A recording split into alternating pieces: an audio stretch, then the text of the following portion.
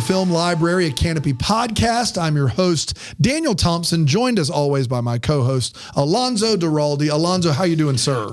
Excellent. I'm really excited about today's topic. Yeah, today's topic is wonderful. They all really are, especially when you're dealing with Kanopy. That is that zero ads, no sub service, just with a library card, over 30,000 titles at your disposal. A wonderful place to go if you love cinema, a wonderful place to go if you want to love cinema. Absolutely. And each week we dive into a different genre of film and just, skim the surface is maybe a little much. We're just shining a spotlight on a few films you could catch there, interviewing someone that could help us and enlighten us a little bit along the way. And this week's topic is the wonderful world of world cinema. That's right. We're diving into films made across the world.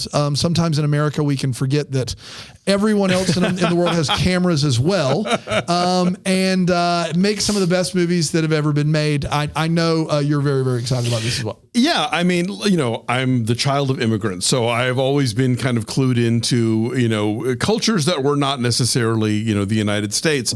And I think that what's so great about cinema in general, Roger Ebert famously referred to it as a machine that creates empathy. And I think that so often in the best movies, we become privy to conversations we would never get to hear and lives we will never get to live. And, seeing films from around the world, I think really provides a way for us to sort of understand how much we have in common, just as human beings living on this planet, but also about the specifics of other cultures and how people live and, what their daily lives are like and what drives them. And I feel like when we're often trying to throw our arms around big concepts or complicated history, it's movies that really kind of get us in there and give us a conduit to begin the process of understanding. Yeah, stories transcend culture. And I think that's the thing that, as somebody growing up in Greenville, South Carolina, I didn't get to go to the movie theater and see movies from other countries. It would have had to be massive for me to get to see it in South Carolina. And when I finally did, I remember seeing Let the Right One In, a movie that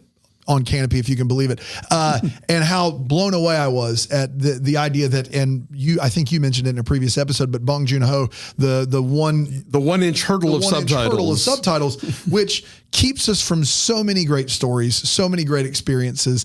And Kanopy does an amazing job of culling quite an arsenal of films that are going to blow you away. Films that American movies have made and just flat copied, have just taken and have made their own, and you get to see the original on Kanopy, and it allows you the opportunity, whether it's English language or a foreign language, to experience a story told from a different perspective, from a different experience that still will speak to your soul, speak to an experience that you've had, or speak to something that resonates with you. That's the beauty of world cinema, is it gives us the ability to sit in the living room of someone thousands of miles away, and Kanopy does an amazing job with that. Yeah, some of my favorite films come from, various corners of the globe. And we always talk about how no matter what it is you like, or whatever it is that you're interested in, you're going to find it on Kanopy, whether it's comedy, whether it's science fiction, whether it's documentary.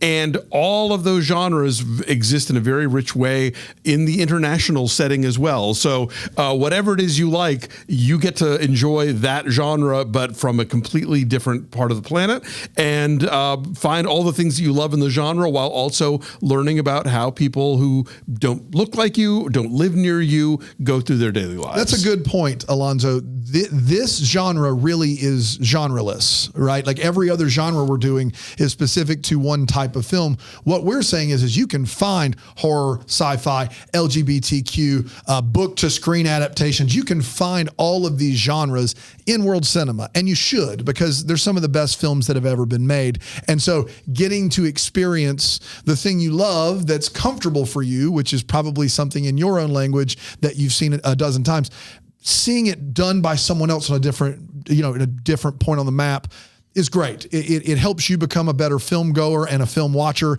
and it helps you understand and empathize, which goes back to what Roger Ebert says. So really excited to look into this. Who's going to join us this week? Who's going to join us to help us talk about this? We're so thrilled to have with us Francis Lee, who really broke out on the world scene a few years back with a lovely moving film called God's Own Country that you can see here on Kanopy. And he'll be here to talk about his work, not just his own career, but also being a filmmaker on the global stage and how he's been influenced by cinema from around the world.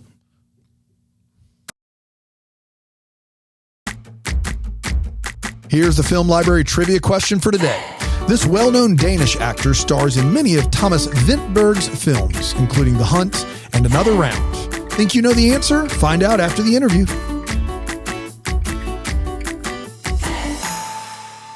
Welcome back to the Film Library, a Kanopy podcast, talking a little world cinema today, Alonso. Very special guest. Yes. He's going to give us some insight. Who do we have? Francis Lee is joining us today, all the way from the UK. He is a distinguished filmmaker whose recent films, God's Own Country and Ammonite, both critically and audience acclaimed, and both available on Kanopy in the US. Obviously, all Kanopy availability varies by library system and country. And before that, began his career in film as an actor on film and television. Was on EastEnders because that is the law in England. Yeah, of I course. think, Yeah, that you have to do a stint there. Also in Mike Leigh's Topsy Turvy. Anyway, from his COVID sickbed, we are so grateful that he has rallied to join us. Welcome, Francis Lee. Thank you. Thank you very much for having me. And I'm sorry if I do sound a little bit COVID-y. I haven't got it very bad. It's just like a cold. But if I sneeze or cough, I do apologize to the listeners. Well, we'll do some editing. It's fine. With that accent, you could you speak us. better English than either of us, so you've got that going for you. For sure. So I guess for starters, tell us a little bit about your transition from acting to being a filmmaker. It's sort of the oft-stated cliche that every actor wants to direct, but you did it and with great success. So is that something that you had been kind of aiming for a long time? Did it come up, after you'd been acting for a while and realized that was something you wanted to step into? Tell us about that process. Thank you. So, yes, I was an actor. I don't know if I was a particularly successful actor. I worked a little bit, not huge amounts. I mainly was unemployed as an actor. I always knew I wanted to write primarily and direct from being very small, but I just didn't know how you did it. And I come from a very working class regional background. I didn't know anybody who wrote films or directed films. I just did not know how you did that. But I did see people from similar backgrounds becoming actors. So I thought, well, that's a way in which I can express myself. And I was just never confident enough, really, to put my hand up and say, I would really like to write, or I would really like to direct. And it took me until getting to about 40. And I'd long given up acting and got a job in a scrapyard in a junkyard. Oh, wow. To pay the rent. And so I got to 40 and I thought to myself, if you're serious about this, if you are ever going to write something and try and direct something, you kind of need to get on with it. So I took extra shifts at the junkyard. They also used to host parties. So I did coat check and security at nights and parties at the junkyard. Parties at the. Yeah, it was a very trendy, fashionable junkyard. It was a hip junkyard. Okay, of course. Yes. It was a hip junkyard, exactly. Gotcha. And so I did the coat check and the security to do the extra shifts, and I saved up as much money as I could, and I wrote a short film. And I'd got enough money to shoot the film. So I made the film and didn't know what you did with it. Although I'd been an actor, I didn't understand the process of making a film. So I'd shot it, and then I realized I probably needed to get an editor to work with me to edit it. So through the process of that first short film, really, I learnt the stages of making a film. And after I'd made that short film, we selected it to some film festivals, and it actually premiered in the States at Palm Springs International Short Fest. And my friend said to me, I think what you do now is you write a feature film. And I thought, oh, okay, so that's probably what I should do. So that's when I wrote God's Own Country. So I wrote God's Own Country, and very luckily, 3 years later, was given the money by the BFI and Creative England, which are two public funding bodies in this country, in the UK, to make the film. And so that's a very potted history of how I got into filmmaking. There was an awful lot of sacrifice and suffering through it, and an awful lot of learning. I didn't go to film school. I never went to a class on screenwriting. I kind of taught myself from reading screenplays and watching a lot of films over and over and over and over again to try and understand the way in which they had been made and why they had been made that way. Man, I feel like just work at hip scrapyard, watch movies. I feel like is what I got there. That's the 0% nepotism origin story. Yeah, that's unbelievable. I want to ask, I mean, that seems like I could actually dive in there for 20 or 30 minutes and just hear about days at the scrapyard. But I want to ask about, this is the World Cinema episode. Here in the United States, sometimes we think we're the epicenter of film, and getting people to look outside of what we do here to empathize and see another point of view is so very important, because some of the best movies in the world are made elsewhere. When you're making a film, how much does accessibility cross your mind when you're making a film? When you were making God's Own Country, did you think about anyone outside of your home country seeing it? Or was this just, well, I made the short film, now I make a feature, this is what I do, I'm making it for my country people, and that's really the end of it? That's a really interesting question. And I think very early on, I didn't really think what would happen to the work at all. I didn't, when I made God's Own Country, I thought I've been given an opportunity to make a film. This is something I've worked so hard for and sacrificed so much for. I didn't think beyond making that one film.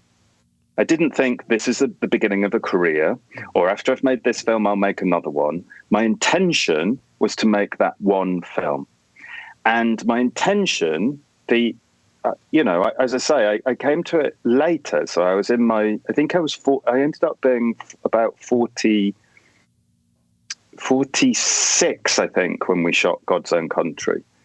And so I came at it kind of thinking, the success I can take away from this film is by being able to stand next to it and say, this was my intention. This is the film I wanted to make. I didn't think about what would happen to it or where it would go. I did think about the audience. I did think, well, what will the audience think when they're watching it? What will they take away from it? But I didn't think about it playing internationally, or indeed even in the UK. My main preoccupation was trying to make a film very much the way I saw it, and not compromise on that.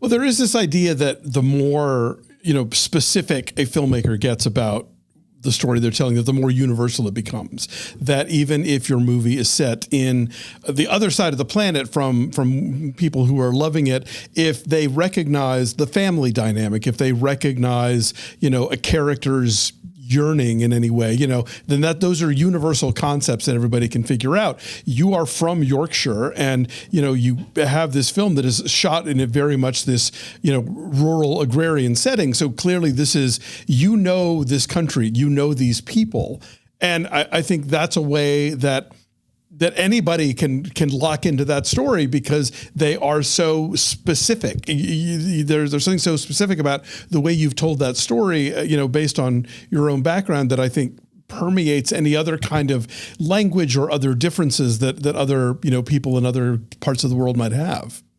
Right. I think you're right. And I think what was super interesting was when God's Own Country was finished and it premiered at Sundance in 2017, a number of people thought they were speaking a foreign language because the Yorkshire dialect is quite strong in the film. And there was a big debate about, for the American market, should we have subtitles? Which I disagreed with. But obviously, when the film went to Europe, when it went to France and Germany and all over Europe, it did have subtitles. But I think you're right. I think if the characters are engaging and the story feels authentic and truthful, then work can translate to any culture, to any foreign country. What was the belief behind not wanting the subtitles for the States? Those accents are strong. They're strong in God's Own Country. What was the filmmaker's perspective on not wanting the subtitles in there? I think it was because I wanted it to feel accessible, and I didn't want it to feel like a foreign language movie for the States. I didn't want people to be put off with saying that it was subtitled. I mean, when I was in college, we would turn the Ricky Gervais Office on and have to put on subtitles. So you're going to have to give us a minute to catch pretty up much a like bit. the moment that I think my first one on that one was Neil Jordan's The Butcher Boy. It's like, I need captions. I'm sorry. I know we're speaking the same language. I need captions. But yeah, no, I hear you. That is, sadly, I think, we've talked about this a lot, the Bong Joon-ho line about the 1-inch hurdle of subtitles.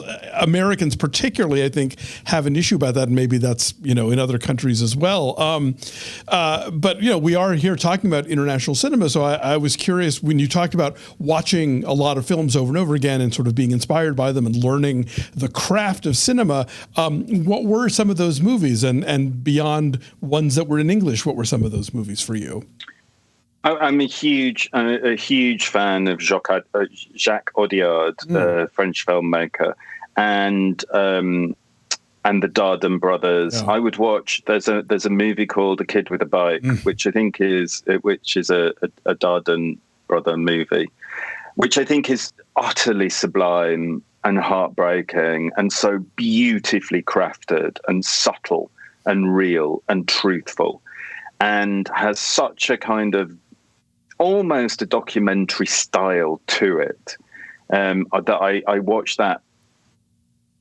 If I said 100 times, I probably wouldn't be exaggerating. Wow. Just looking at it, how the sequence of shots were put together, how the development of the characters came through those shots, how the framing informed the storytelling. Jacques Audiard, I probably watched A Prophet tens of times. It's a phenomenal movie, and again is so beautifully crafted in terms of its framing. I love cinema that tells stories visually. Obviously, I think in Western cinema we tend to rely on dialogue quite a lot. And I think that in other countries, they tend to stick with this idea that cinema is a visual medium and you tell stories visually, and don't rely on dialogue. And so I took an awful lot from those two sets of filmmakers about visual storytelling. When God's Own Country and Ammonite, for that matter, went out into the world and you attended, festivals in other countries or were doing press or whatever, were you ever surprised at how maybe some audiences perceived certain aspects of the storytelling or aspects of the character that maybe was not something you had originally intended, but was sort of filtered through a different sensibility? Yeah, I mean, I should caveat this by saying that Ammonite, I finished Ammonite about 3 weeks before the COVID pandemic hit. And so I didn't travel with Ammonite anywhere. Sure. And in fact, Ammonite was scheduled to premiere in an official competition at Cannes, and then Cannes was cancelled that year. And so I never saw the film with an audience ever. No.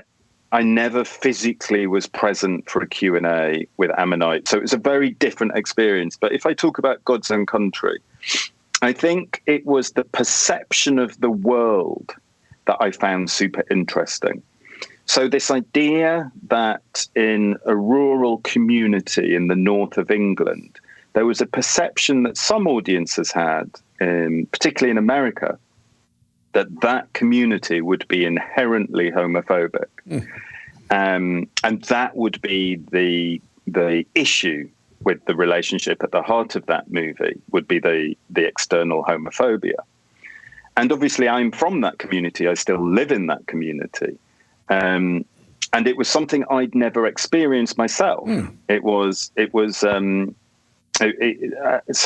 there was this, so that really surprised me, that people just assumed if you don't live in a city, if you're not a metropolitan kind of person with a friendship group who all exist in the same bubble, that there would be inherent prejudices.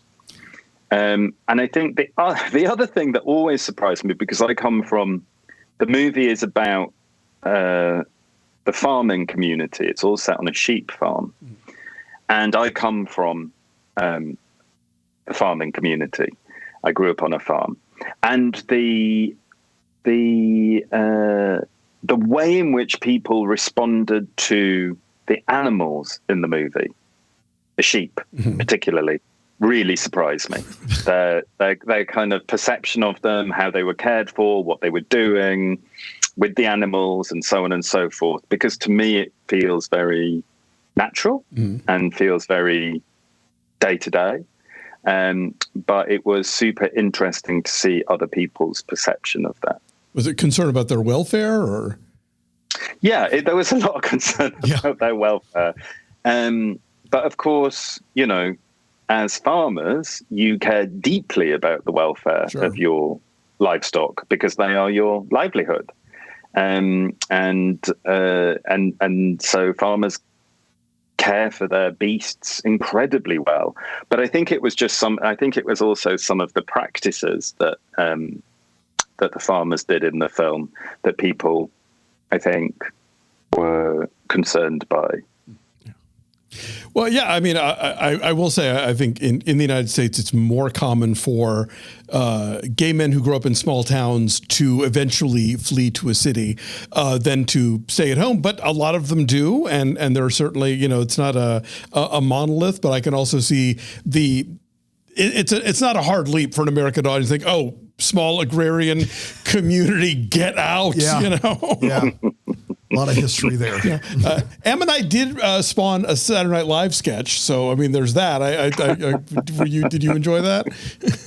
I mean, I think any parody is flattery. So I was very flattered that this little film I'd made as a second-time filmmaker happened to appear on one of the biggest shows on American TV.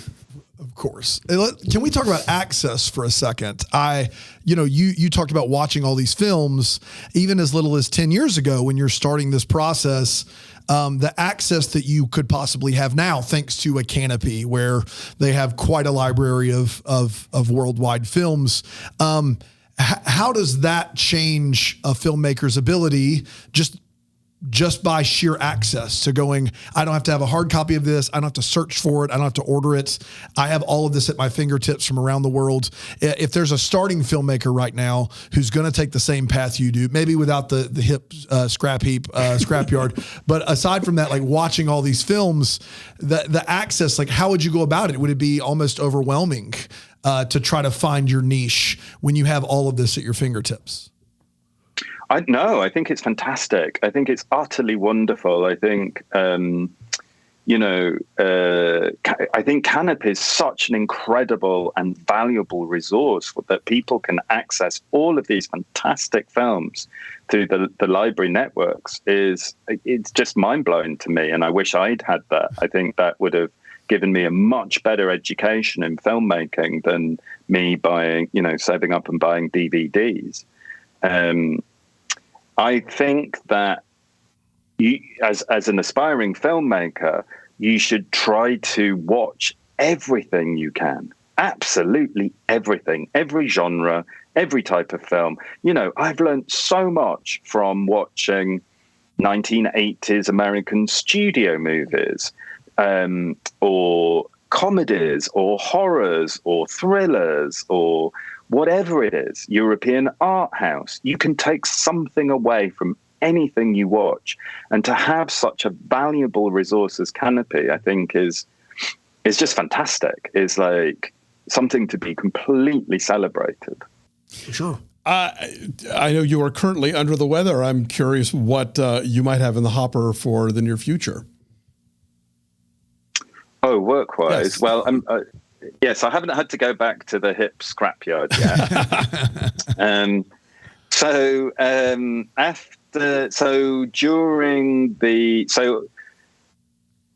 When Ammonite didn't manage to get a launch, didn't go to a festival, really didn't really get a cinematic release, I took a little bit of time off, and then over the last year and a half, I've written 3 screenplays, all of which are moving forward, all of which are kind of standing still ever so slightly because of rightly so, the industrial action that the WGA and SAG have been figuring out with the studio bosses. So I've got 3 projects pending, that industrial action being kind of ironed out. And as somebody who has now had 2 really, sort of globally successful LGBTQ plus films, do you feel like that you've been pigeonholed, or just are some of these scripts like non-queer centric, and are those? Do you feel like you could make a pitch like that and get some traction on it? I mean, I don't feel that telling, because I write very personally, so I tell very personal stories. I'm investigating very personal emotional spaces or physical spaces. And I feel it's I don't feel like I'm pigeonholed within a gay filmmaking sphere. And I think if I am, that's a bit of an honor. Sure. We've had over 100 years of cinema, and most of those stories have been about heterosexuals. So I think if I am allowed to continue to make work, and if every single one of those stories, it has a gay storyline and central gay characters, then I think that's really cool. Cheers. Absolutely. Francis Lee, thank you so much for your time, willingness to talk to us, even under the weather, for sharing your story, sharing some insights, and for your movies, both Ammonite, God's Own Country, both available on Kanopy. Highly recommend you check those out if you're listening at home. We really appreciate your time, sir. Thank you. Thank you very much. It's been an honor. Thank you.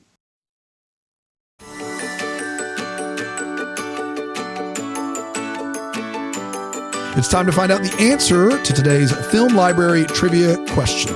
If you guessed Mads Mikkelsen, you were correct.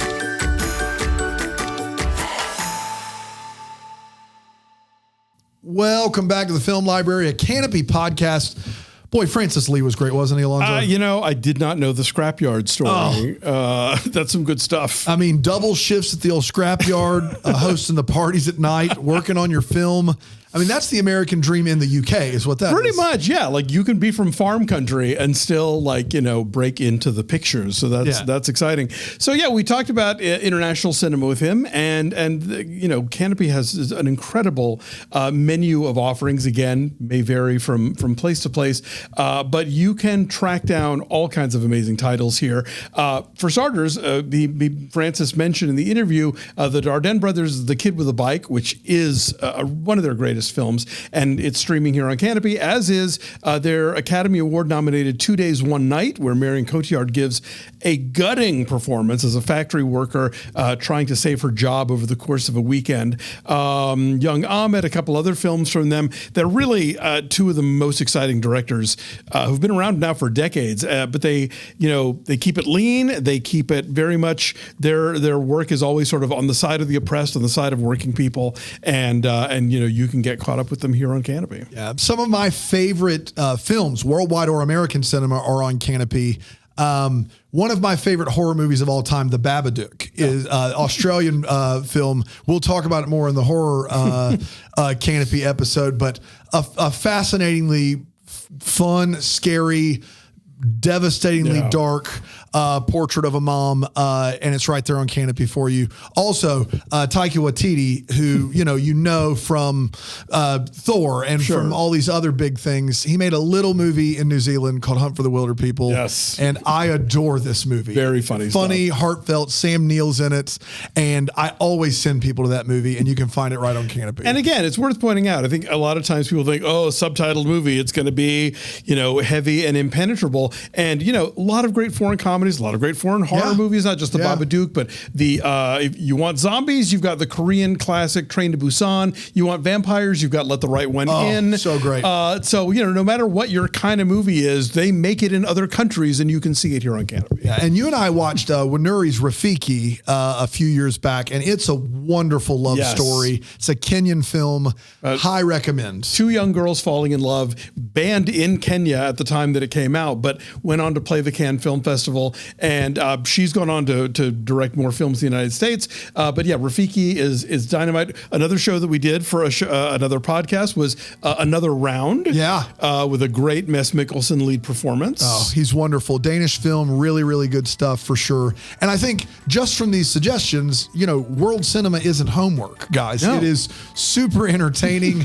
Everything we've got here, we've got around the world, and Kanopy brings it all to your TV for literally just the price of nothing. A library card is all you need to have all of these movies at your disposal. It's a library of more than 30,000 titles that you get to access with no subscription fees. There's no ads. There's no censorship. And sign up at your library and get rolling with Kanopy today. You can follow them on the socials at Kanopy. That's right. Or Kanopy.com. Absolutely. And we'll be back soon with more. Until then, go watch something.